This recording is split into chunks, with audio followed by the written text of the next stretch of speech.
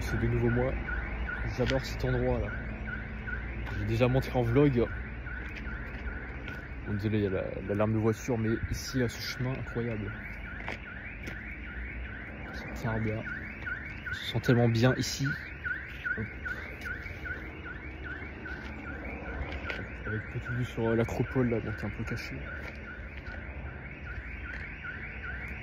J'adore là. Ces petits chemins où tu te sens un peu dans la forêt, dans la jungle, avec des petits arbres autour. Je me sens entouré. Là, je me sens bien, en sécurité.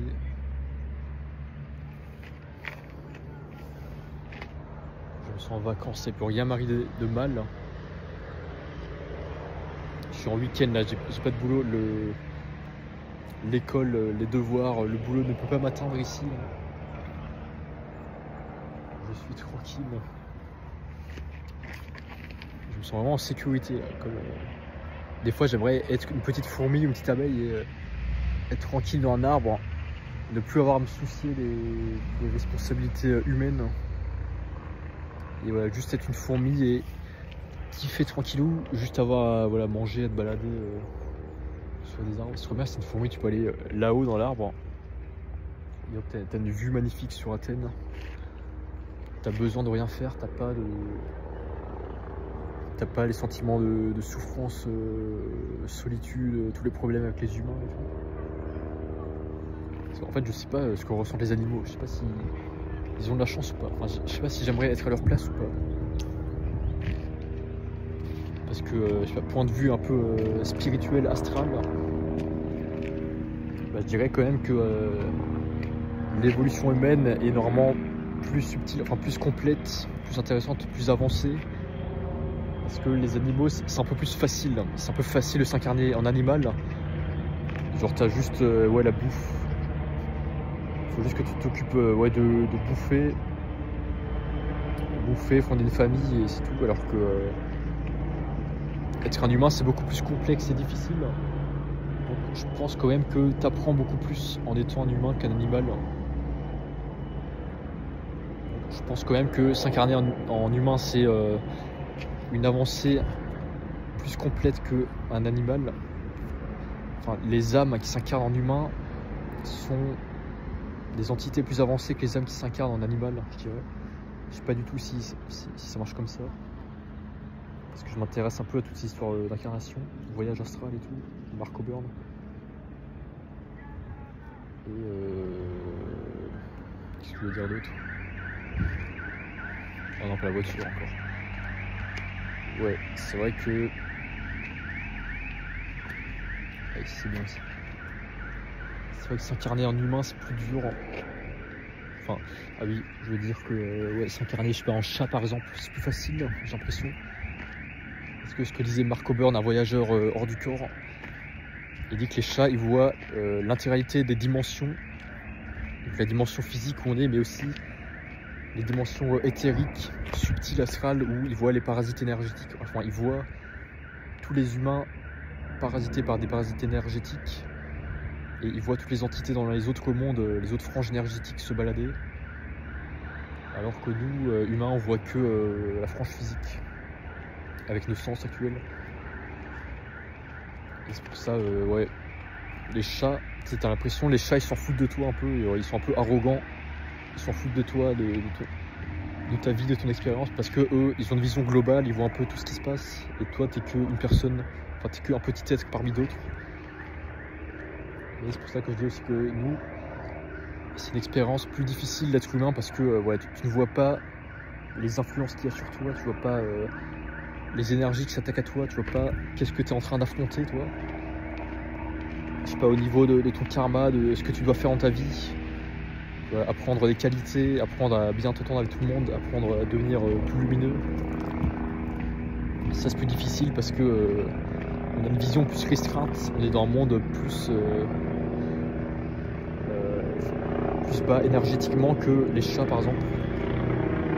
Et les chats, voilà, c'est un peu des générateurs d'ondes positives qui te... Il y a des Nico là, parce qu'il y a des manifestations. Les chats, j'ai l'impression, voilà, ils chassent un peu les parasites. C'est pour ça que c'est important aussi d'avoir des chats à proximité, de les caresser et tout. Bon, c'est vrai que parfois à Athènes, t'as des chats qui miaulent, enfin des chats, j'ai l'impression qu'ils pleurent, hein, qui font des bruits bizarres, des bruits un peu de détresse. Bon, je sais pas, du coup, ça doit être des chats aussi. Enfin, les chats aussi doivent avoir des expériences de même type de souffrance. Voilà. Mais je sais pas, par exemple, être une fourmi, je sais pas si c'est agréable ou pas. Genre, c'est une vie facile. Bon, après, tu peux te faire écraser du jour au lendemain. Mais genre, si t'es une petite fourmi ouais, qui vit dans un arbre, une petite araignée, ouais, tranquille, ta vie, tu te balades juste dans des branches. Tu manges, je sais pas, des bouts de sucre. Tu manges des petits trucs, tu les ramènes à la colonie, tu vas voir ta reine. Et voilà, t'as pas d'histoire de police, de drogue, de l'acropole là. T'as pas d'histoire de drogue, de tromperie, de police, de toutes les mauvaises expériences humaines. Ouais, tu fais juste ta vie, tu ramènes la bouffe. Ouais, le mieux ça va être ouais, la vie hors incarnation, la vie astrale. Bah, c'est ce que m'a initié ouais, Mark O'Byrne, là, voyageur hors du corps. Il dit que quand tu quittes ton corps, donc dans le sommeil, où il fait des voyages astraux dans la nuit, donc, quand tu quittes ton corps, ou voilà, tous les morts aussi, ça c'est une bonne nouvelle aussi, ça veut dire tous les morts continuent d'exister après la mort, donc on est tous éternels. Mais bon, ça dépend de ton état de conscience quand tu meurs aussi. Si tu as un état de conscience mauvais, bah, tu vas te diriger naturellement vers des dimensions basses. Mais bon, c'est toujours temporaire, hein, c'est jamais éternel, les dimensions basses. Mais la plupart des gens, il dit, remontent vers des niveaux plus élevés et vers la lumière, vers des endroits agréables. Donc ça, c'est la vie hors incarnation, c'est la vie astrale. Et là, tu retrouves ta mémoire de qui tu étais avant de t'incarner dans un corps physique. Ça, je trouve ça cool comme idée. Que, quand tu t'incarnes dans un corps physique, bah, tu perds la mémoire, donc tu recommences tout à zéro. C'est pour ça que on ne sait pas ce qu'il y a après la mort, c'est parce qu'on a perdu la mémoire. Et je trouve ça beau que tu retrouves la mémoire après que tu meurs.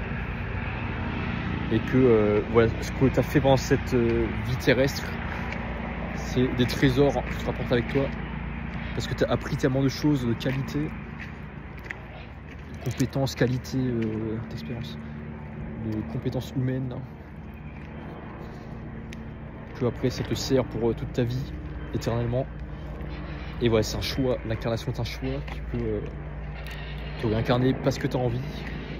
Personne s'y oblige, c'est pas forcé. Si tu veux, tu peux prendre 1000 ans, 10 milliards d'années dans un paradis, ou visiter tous les mondes que tu veux. T'es pas obligé de t'incarner, t'es pas obligé de souffrir, mais là c'est un choix pour te forcer un peu à apprendre et devenir meilleur et apprendre plus d'expérience et pouvoir débloquer de nouveaux paradis, des nouvelles dimensions que tu n'avais jamais vues auparavant parce que tu n'y avais pas accès. Voilà, ce sont des belles choses que je vous ai transmises ici. A plus. Salut.